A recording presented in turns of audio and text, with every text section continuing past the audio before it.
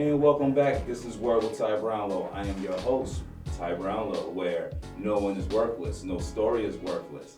And today we're back in the studio. I have a very special guest with me today. Let me give you a couple of words about my guest. Father, advocate, mentor, spiritual. Ladies and gentlemen, this is D Vaughn of Helping Other People Prosper nonprofit organization. Welcome to the show, sir. Thank you so much for having me. Thank you so much for having me. No problem. Just tell those people, just tell some people out there, a little bit about your nonprofit and what it is that you do. See, my nonprofit is called Helping Other People Prosper. Our mission is to go back in the inner city and give out food for the community. We do like Watts, Willowbrook area. Oh, okay. And even though we have the working poor, we want to make sure that everybody have an opportunity for food. So we do things like that for the community. Okay. And well, that's very key during this time, with the whole coronavirus, mass hysteria and everything, people buying up everything in the store. So it's very good that you offer that service. So let me get into my first question. And I think you answered this a little bit, but let's dive into it a little bit more.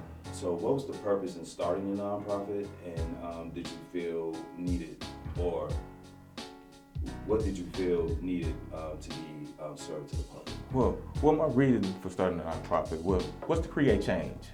Okay. Change. I want to change the narrative in that person's life or the individual life. Mm-hmm. For an example, if a person didn't have an opportunity to know about stock market, we want to open that knowledge so they can get it. So we want to just open change in a person's life, or to change that individual narrative. Okay, all right. And what services does your organization provide? Well, number one, we do it's called a stock reward program.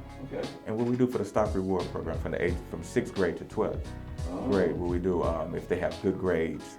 Good grades, number one. Number two, and also for those students who are most improved.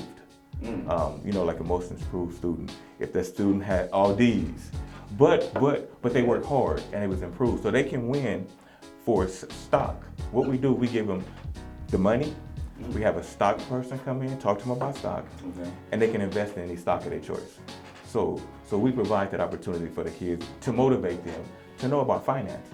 Okay, so how is that received by the kids when you come in? Because, and let's, I'm gonna keep it real. I work in education. Right. I know how it is to work with kids sometimes. Right. And sometimes getting them to think about their future, and especially on that level, can be a little bit difficult. So how was that received when you first presented that to the youth?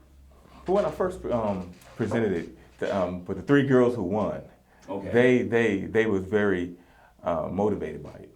Number 2, they really didn't have no stock experience. Right. So what happened, it opened them up to start looking in the direction of stock, or looking at opportunities other than, in other areas. Okay. So when I, offered it to them, they was like, wow, we never knew about that. So then they started doing their research. They researched Starbucks.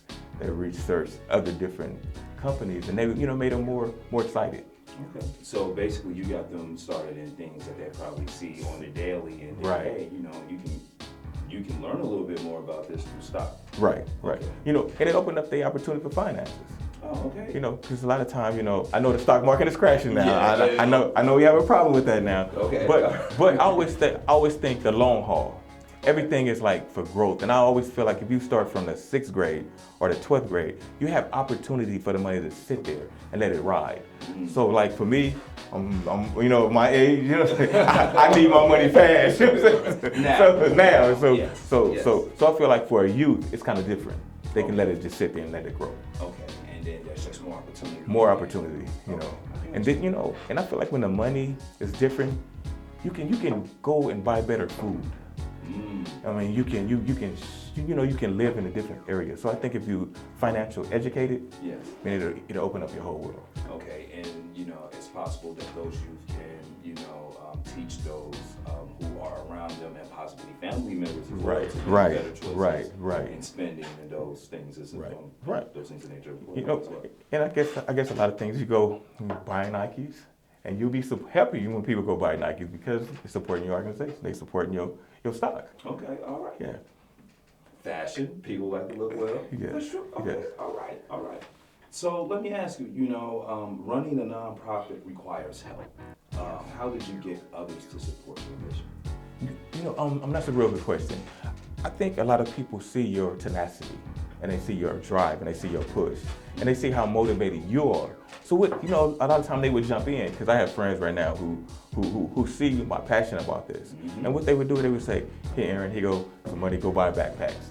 Or we'll go out and help, because they see how passionate I am about it. Yes. And that makes other people willing to join in. How long have you been doing this? I've been doing it, I've been licensed. I got my 501c3 by my wife. She helped me. But I've been doing it in the community before I was a nonprofit for like 4 years. Okay. Yeah, before I was just out there doing it in the community. Way before I got, the 501c3, way before then, but I've been doing it for like 4 years. Okay, so basically getting into like the grassroots of things now that we're on the more legal side, right, technical right, side. Okay, right, all right. right. Well, I mean, look, brother, we all got stuff, so we all have to build. Right. That's no problem at all. So what have been some of the highs and low moments running your organization? Well, I can say one of the highs is when we give the kids a backpack, or we give the kids something and they smile, and the smile on their face. Mm-hmm. That's one of the real high moments, to see them so excited, to see them, like the young ladies, they were so happy to receive something for their hard work. So, so to see the excitement, to see the enjoyment. Okay, so any lows, any moments or whatever? The low moments is the opposite of that. Okay. See, the low moment is when you don't have enough. Okay. All right. That's the low moment, when that child have to walk away and they don't have nothing to, because we ran out of everything. That's the low moment, to see that, to see that sad look instead of that smile. Because you want to give. We want to make sure everybody have. So basically, it's more of a collective. It's more of everyone getting something out of it instead of just, okay, well, these 3 people won and we're just going to give it these 3. No, it's pretty much, okay, we're going to teach these 3 financial literacy because of the things that they've done or what have you, and everyone else is pretty much a community effort. Well, when the 3 won, I invited it over so we have food at BJ's. Okay. So I wanted the other kids to get food if they wasn't receiving the prize, so they can eat and they can fellowship and they can see the other, and they probably be motivating for them. So to having a lot of things around for them. No problem, no problem at all. All right. So, like, from what I'm hearing, you've done a lot for the community, as far as your organization goes. What's next for your organization right now? What's next right now? I'm working on a proposal right now. Okay. The proposal is I'm working on this proposal for a parking lot cleaning service.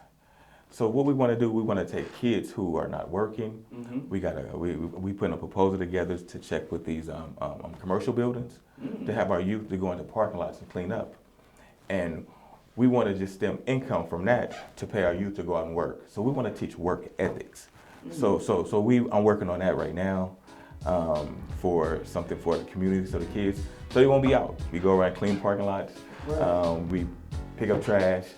So we want to make sure we do something like that. And that's helping your community. And we're helping our community. Oh man, that's very insightful. And I mean, seriously, that's something that I think we really don't think about, interns, because I know on my way to work sometimes we're just passing parking lots, we're just passing parking structures, and you're not even considering that. But you are correct. That's a good way to keep youth involved. That's a good way to keep them active. That's a great way to put money in their pocket, and it teaches them a business sense. Right. So I like that.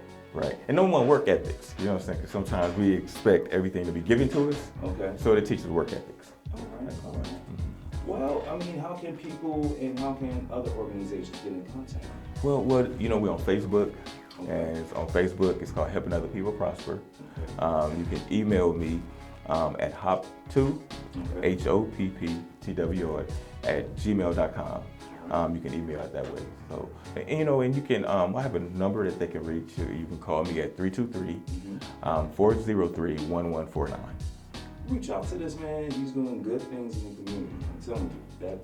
I'm telling you that the whole parking lot call or anything. You really just blew my mind this morning. I was pretty much letting you know that. But before we get out of here, is there one thing or is there anything you want the people to know about you and your organization right now? Look into the camera. Let those people out there know something about your organization and what you want them to know. Well, helping other people prosper. The main reason for starting our organization, because we want everybody to have an opportunity. We want other people to prosper. I know sometimes we look at me, myself, and I, but this is an opportunity as a nonprofit organization that we want to extend help to other people, in financial difficulties or to get in theaters or theatrics, sports. We also did, a while back, we did a one-man play. So we want to involve our youth in everything, and this is a nonprofit organization that's willing to invest in our community, number one. Reach out to them, get up with them. They're doing great things in the community. Mr. Vaughn, before you get out of here, yes. I have to ask you this question. This is the question that the show is based on. Okay, sir? All right. Mr. A.D. Vaughn, yes. What is the one word that best describes you and why? Wow, that is a question I'm puzzled with. You need one. Well, maybe if you would ask my wife, she'd probably say crazy. But Okay. I'm gonna say understanding. I try to use the word understanding. Why? Why? Because I feel like I have to understand. Because I'm in the community work, I have to understand everybody's need and what they need. So I try to be an understanding person because maybe I haven't experienced that incident, but I want to be understanding the reason why they go through that incident. So I say the word that I would try to be is understanding. I think that would be the best word to describe me. That's a very good word, and pretty much in what it is that you're doing, you have to be understanding because I feel sometimes, and I say this, sometimes you have to meet people where they are. You don't have to think that way. You just meet them there and build them up and bring them to where you are because you know where you are in life as opposed to where they are. Right. Mr. Vaughn. Man, thank you for having me here again. Thank you for the opportunity. This is Word with Brownlow. Remember, no one is worthless, no story is worthless. We out.